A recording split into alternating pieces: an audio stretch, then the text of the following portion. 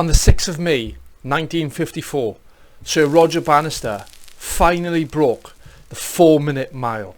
In this video, I'm going to discuss exactly how Sir Roger Bannister achieved this mean feat and how it's still even prevalent in today's society as runners. Over my years of running experience, it's been clear to me that one of the biggest things that stops us from achieving our goals or attempting something is the mind. Many people will put up barriers as to why to not do something or why something's not possible. The 4-minute mile had never been broken before. This in itself was a barrier.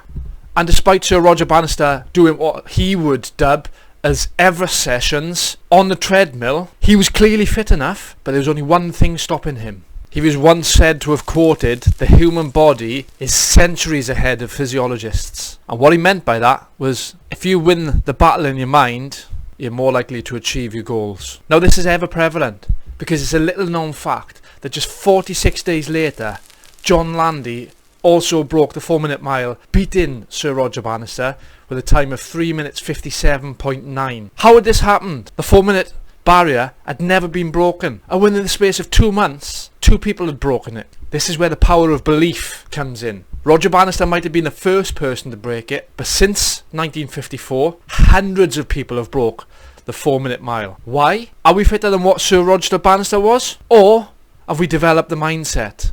Now, how does this correlate as a runner today? If you're at the start of your fitness journey, what's stopping you from going out running? Is it the fact you haven't got clothes? Is it the fact you don't know what you're doing? Or is it the fact that you're scared that you won't be able to do it?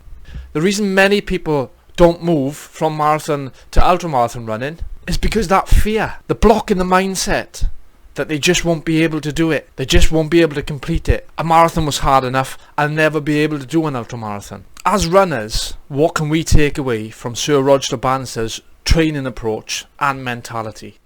Number 1, put more effort into racing than training. Don't try and race in your training. Sir Roger Bannister said that he would try and expend the same amount of energy in the 4-minute mile as he did in a 30-minute hard session.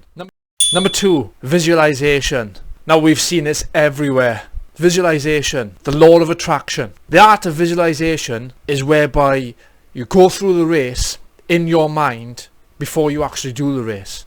And he did this numerous times. He'd actually have the same feelings visualising him starting on the standing line and crossing the finish line having completed it. I've certainly used visualisation in races before. The feeling of going through my mind how I'm going to feel, what paces I'm going to be running, and what it's going to feel like crossing that line. If you haven't tried visualisation, then I really suggest you give it a go. If anything, it calms the nerves a lot. And don't ever underestimate the amount of information the subconscious is storing during the process of visualisation.